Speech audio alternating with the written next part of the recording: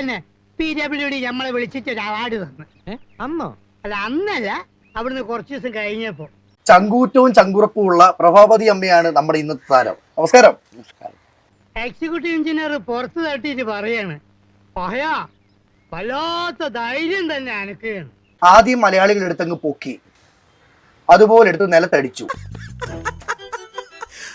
അവരെ പല്ലെറിഞ്ഞിട്ട് കാര്യമില്ല, ആരാണേലും ചിരിച്ചു പോകും. ഇപ്പൊ നിലത്തടിച്ച ഒരു സാഹചര്യത്തിലല്ലേ ഇപ്പൊ ഇരിക്കുന്നത് ശരിക്കും? അല്ല, അതുകൊണ്ടൊന്നും എനിക്ക് ക്ഷീണമൊന്നുമില്ല. കണ്ണീര് തുടച്ചിട്ട് പറ, കുറച്ചുകൂടി വിശ്വസിക്കാൻ തോന്നുന്നല്ലേ. അമ്മ ഡെയിലി പോയി അവിടെ നിന്ന് തടയുമല്ല. അല്ല, ഞാൻ ഡെയിലി പോയി അവിടെ കാണണ്ടേ. ഇവിടെ മാന്യതയോടെ സംസാരിക്കണം. ഞാനൊരു സെലിബ്രിറ്റിയാണ്, അത് ഓർമ്മ വേണം. ഞാൻ പറഞ്ഞില്ല, ഇത് വൈറലായ അന്ന് വൈകുന്നേരം 6 മണി മുതൽ ഇവിടെ ചാനലുകാർ വരികയാണ്. എന്നെ മനസ്സിലായോ? കൊതുകിനെ മരുന്നടിക്കാൻ വന്ന ആളല്ലേ?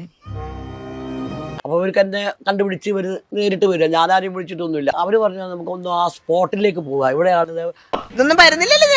കാല് വെച്ചത്. ഇതൊന്ന് അവർക്കൊരു ഫോട്ടോ എനിക്കൊന്ന് പത്രത്തിൽ ഇടാൻ വേണ്ടിയാണെന്ന് തോന്നുന്നു. എനിക്കിത് എന്തിന്റെ കേടായിരുന്നു.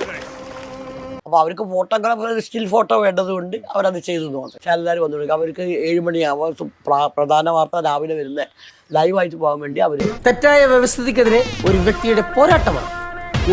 അവർക്ക് ലൈവ് ഇതിങ്ങനെ പോകണമല്ലോ. അവർക്ക് റീച്ച് മതിയല്ലോ. അല്ല, അവർക്ക് ആ സമയത്തിന് ഇത് പോകണമല്ലോ. ഞങ്ങളത് ആദ്യം പോകണം എന്നുള്ളത് കൊണ്ട് പറ്റിപ്പോയി സാർ, പറ്റിപ്പോയി. അതിന് വൈറലായി കഴിഞ്ഞു. വൈറലായി കഴിഞ്ഞു. വൈറലും എന്താണ് തമാശയാക്കാണ്?